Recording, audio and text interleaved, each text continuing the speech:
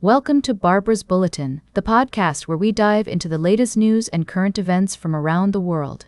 I'm your host, Barbara, and I'm glad you're joining me today. We're starting off with a story that's been making headlines in the Middle East. Iraqi politician Nouri al-Maliki has been nominated for the position of Prime Minister once again, despite his controversial past. Maliki previously served as Prime Minister from 2006 to 2014, a period marked by sectarian violence and poor public services. His nomination has been met with criticism from many Iraqis who accuse him of pursuing sectarian policies that favor majority Shiites and driving Sunnis into the arms of extremist groups like Islamic State. Maliki has denied these claims, stating that he is committed to fighting terrorism and promoting national unity. The U.S. has also expressed concerns about Maliki's nomination, with some officials viewing him as a proxy for Iranian influence in Iraq. However, it's worth noting that Maliki has maintained close ties with both the U.S. and Iran, and his relationships with these countries are complex and multifaceted.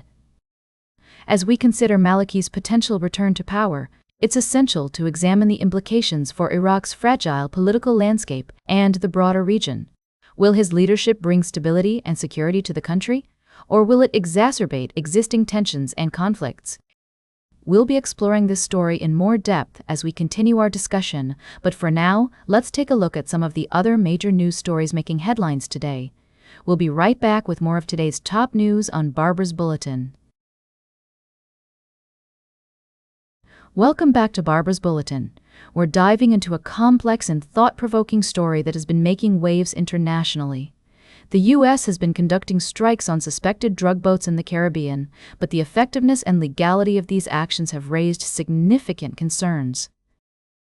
According to recent reports, the U.S. government claims that these strikes have resulted in a 97% reduction in illegal drugs entering the country. However, experts argue that this claim is misleading, as most narco boats drop off their cargo in Central America or Mexico, which is then transported overland into the U.S. In fact, data from U.S. Customs and Border Protection shows that cocaine seizures at the U.S.-Mexican border have actually increased by 34% during the period when the bombing campaign was in full force. Human Rights Watch and many legal experts describe these strikes as unlawful executions, highlighting the need for a more nuanced approach to addressing drug trafficking. The International Crisis Group notes that European authorities have confiscated large amounts of cocaine in recent months, indicating that global drug flows have not halted, but rather shifted routes. It's also worth noting that Colombia, a key ally in the region and the world's largest producer of cocaine, has seen no pause in drug smuggling despite the U.S. strikes. The Colombian Navy has successfully captured numerous narco submarines and go-fast boats, often using non-lethal force to take suspected traffickers alive. As the debate surrounding these strikes continues, some families of fishermen killed in the attacks are taking legal action. A federal lawsuit was recently filed against the U.S. government on behalf of the families of two men from Trinidad who were killed in a strike, while another family has filed a human rights complaint with the Inter-American Commission on Human Rights. As we consider the complexities of this issue, it's essential to weigh the potential consequences of these actions and explore alternative solutions that prioritize both effectiveness and human rights. The U.S. government must carefully examine its approach to addressing drug trafficking and work towards a more collaborative and sustainable strategy. Welcome back to Barbara's Bulletin. As we wrap up today's show, I'd like to bring to your attention a series of intriguing developments from Russia. It appears that Senator Alexander Weinberg has resigned from the Federation Council, Russia's upper house of parliament, to serve on the front lines in eastern Ukraine. The 64-year-old senator, who is also a former guitarist for the rock band Lyubey, announced his decision after a vote formally approving his resignation. In related news, Russian media reports indicate that Weinberg has been involved in gathering and shipping supplies to Russian soldiers since the start of the full-scale invasion in February 2022. His colleagues have stated that he faces no complaints from authorities, despite rumors suggesting otherwise.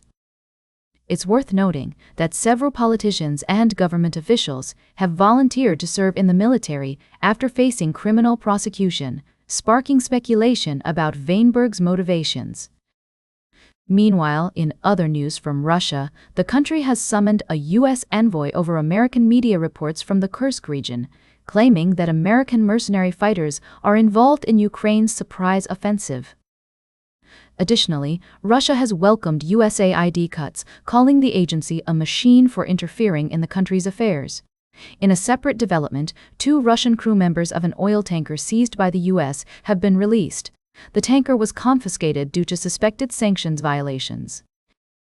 The release of the crew members is seen as a positive step towards improving relations between Russia and the U.S. As we continue to monitor these unfolding events, it's essential to consider multiple perspectives and sources to gain a deeper understanding of the complex issues at play. It's crucial to remain informed and engaged, especially in today's fast-paced global landscape. That's all for today's Barbara's Bulletin.